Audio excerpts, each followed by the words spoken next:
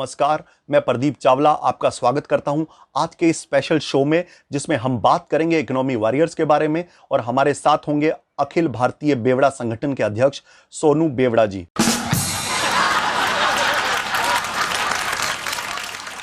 इस शो को शुरू करने से पहले आज मैं हमारे देश के दारूबाजों को दंडवत प्रणाम करता हूं, जिन्होंने दारू खरीदकर देश की अर्थव्यवस्था और हमारी सरकार को आर्थिक मदद पहुंचाई है।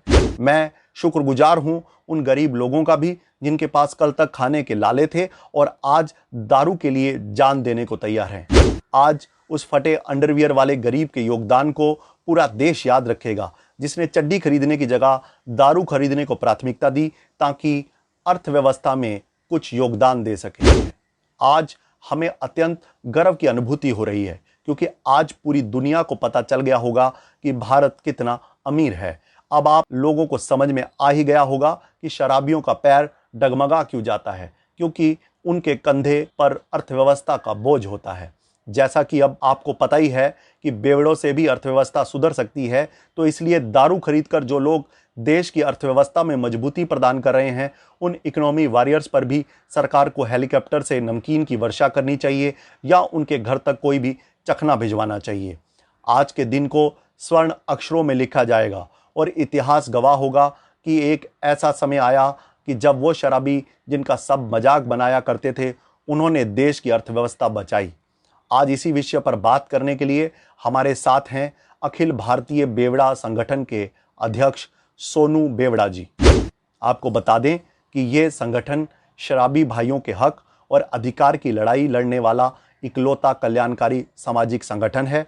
आपका बहुत बहुत स्वागत है हमारे इस शो में। सबसे पहले तो आप हमारे दर्शकों को ये बताइए कि ये अखिल भारतीय बेवड़ा संगठन की जरूरत क्यों पड़ी। भाई साहब, हमारे देश में ना सामाजिक भेदभाव है।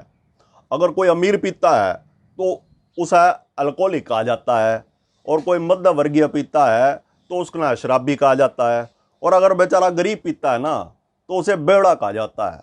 बस ये जो भेदभाव है ना, ये एक्सेप्टेबल नहीं है।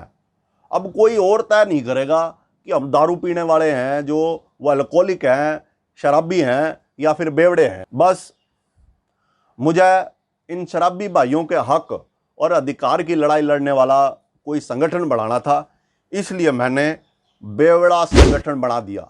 आज तो मेरे सारे भाइयों को पता चल ही गया होगा कि शराबी वो दिव्य आत्मा होती है, जब फ्री में पीता है ना तो सरकार बदल देता है, और जब खरीद कर पीता है तो अर्थव्यवस्था बदल देता है। आज हमारे देश की अर्थव्यवस्था बचाने के लिए इन लोगों की लगन और संघर्ष देखकर मेरी आंखें भर आई है।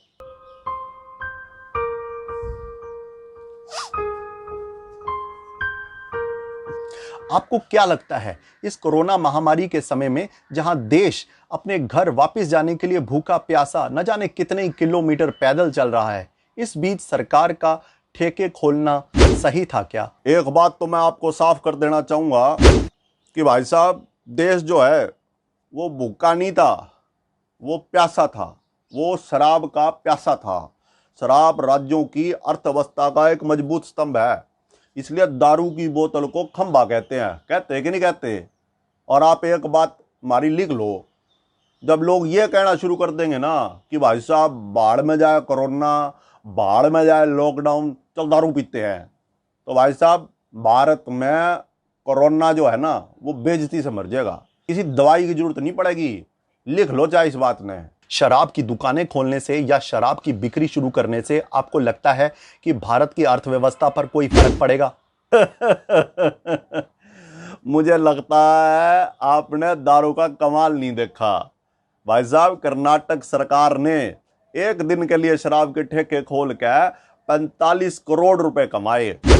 और तो और जो सरकार कुछ दिन पहले कोरोना के लिए डोनेशन मांग रही थी, प्रधानमंत्री राहत कोष में पैसा डाल दो, आज सिर्फ एक हफ्ता दारू बेचने के बाद ही 20 लाख करोड़ का आर्थिक पैकेज देने लायक हो गई है। आज सारे देश को ये पता चल गया भाई साहब कि भारत की अर्थव्यवस्था कृषि प्रधान नहीं है, मदिरा प्रधान है। शराब की दुकानें इसलिए खुलवाई जा रही हैं क्योंकि आरबीआई के गवर्नर ने खुद कहा था कि 2 से 3 क्वार्टर में अर्थव्यवस्था पटरी पे आ जाएगी। और आपको तो पता ही है, शराबी चाहे कितना भी अनपढ़ क्यों ना हो, क्वार्टर वाली बात जल्दी समझता है। क्वार्टर के पैग तो वो ऐसे बनाता है भाई साहब जैसे इसरो का मुख्य है साइंटिस्ट वही हो। हमें तो ऐसा लग रहा है जैसे मरने से पहले मोदी जी ने हमारी अंतिम इच्छा जान ली हो। इसके अलावा जो बाहर की कंट्रियां हैं, जापान है, अमेरिका है, वो जब भाई साहब सैटेलाइट से हमारे देश के शराब के ठेकों के बाहर ये जो भीड़ है वो देखेंगे ना, उनके अंदर एक डर का माहौल बन जाएगा। कंफ्यूज हो जाएंगे सारे के सारे कि भारत ने कोरोना की वैक्सीन जो है उनसे पहले तो नहीं बना ली, और चीन और अब भाई साहब चीन तो इस सोच में होगा कि भारत की वो गरीब जनता जो भुखमरी से मर रही थी और आज शराब के लिए उनके पास इतने पैसे कहाँ से आ गए। ये बात उनको हैरान करने वाली है, ये उनको परेशान कर देगी कि भाई साहब हमारी कमाइयां बंद होने के बाद भी भारत के शराबियों के पास इतना पैसा है कि वो 250 रुपए की बोतल 1000 रुपए में खरीद रहे हैं और खुद भी पी रहे हैं और लोगों को बढ़ा बढ़ा के भी पिला रहे हैं। जब लॉकडाउन शुरू हुआ था तो सरकार ने कहा कि कोई भी जरूरी वस्तुओं के दाम बढ़ाएगा तो कार्रवाई होगी और जेल में डाला जाएगा। अब सरकार खुद ही शराब के रेटों में हैवी बढ़ोतरी कर रही है। अब शराब को जरूरी सामान में माना जाए या गैर जरूरी। 45 दिन बाद शराब ना पी के लोगों ने बता दिया कि वो बिना शराब के रह सकते हैं, मगर सरकार ने दारू को फिर से स्टार्ट करके यो जता दिया कि बिना शराब बेचे ये देश नहीं चल सकता, इसलिए यह जरूरी वस्तु में ही आएगा। लेकिन इसके जो दाम बढ़ने वाली बात है उसकी मैं कड़ी निंदा करता हूँ और सरकार से यो अनुरोध करता हूँ कि भाई साहब दारू भी सस्ते दामों पे और राशन कार्ड पे मिलनी चाहिए। इसके अलावा भी हमारी कुछ मांगे हैं जो मैं आपके चैनल के माध्यम से कहना चाहूँगा। नंबर 1 बात, अब से शराब पीने वालों को कोई भी शराबी या बेवड़ा नहीं कहेगा, बस अब इन्हें इकोनॉमी वॉरियर कहना चाहिए, इकोनॉमी वॉरियर ही बोलना पड़ेगा। शराब की दुकानों के साथ सुनार की दुकानें भी खुलनी चाहिए, नहीं तो गरीब आदमी शराब पीने के लिए अपने बीवी के माँ के गहने कहाँ बेचेगा। जिस तरह से आप शराबियों को अर्थव्यवस्था का योद्धा बता रहे हैं, मुझे तो अपने ना पीने पर देशद्रोही होने जैसा एहसास हो रहा है। आपको मालूम है, मन तो मेरा भी बहुत था पीने का, लेकिन लाइन देख के इच्छा ही खत्म हो गई। एनीवे, आप देश को कुछ कहना चाहोगे, कोई मैसेज या कोई ऐसा संदेश जो आप अपने दारूबाज लोगों को देना चाहें? मैसेज जी, आज सारे देश को पता चल गया कि भाई साहब पढ़ाई से ज़्यादा ज़रूरी दारू है। स्कूल नहीं खुले, ठेके खुल गए, अर्थव्यवस्था यूथ नहीं है, दारूबाज सुधार रहे हैं। मेरी सारे देशवासियों से यो अपील है कि कृपया पीने के बाद गाड़ी सीधा अपने घर ले जाएं और कोरोना पूरी तरह ख़त्म होने तक कोई भी चीन से लड़ने की बात नहीं करेगा और कोई लड़ने नहीं जाएगा। धन्यवाद। आपका बहुत बहुत धन्यवाद। तो अभी हमारे साथ थे सोनू बेवड़ा, जो कि अखिल भारतीय बेवड़ा संगठन अध्यक्ष हैं। अभी तक की स्थिति देखकर तो ऐसा लगता है कि वर्ष 2020 निक्कर बनियान में ही निकल जाएगा। इसलिए सप्ताह में एक बार पैंट की चेन में एक बूंद तेल डालकर ऊपर नीचे करें, अन्यथा लॉकडाउन खुल जाएगा लेकिन आपके पैंट की चेन नहीं खुलेगी। अब मैं कुछ सवाल सरकार से करना चाहूंगा। अगर कोई गरीब जर्दा, गुटखा, बीड़ी, सिगरेट का सेवन करेगा तो उसकी इम्यूनिटी कमजोर हो जाएगी, तो क्या दारू पीने से हमारी इम्यूनिटी मजबूत होती है? अगर शादी, ब्याह, इवेंट या फिर टीवी सीरियल और फिल्म की शूटिंग में भीड़ होगी तो इन्फेक्शन का खतरा बढ़ जाएगा, तो दारू की दुकानों में भीड़ होगी तो इन्फेक्शन नहीं होगा क्या? क्या सच में दारू पीने से देश की अर्थव्यवस्था सुधरेगी? 2.5 महीने से घर में बैठे लोग अपने आप को ठगा सा महसूस कर रहे हैं।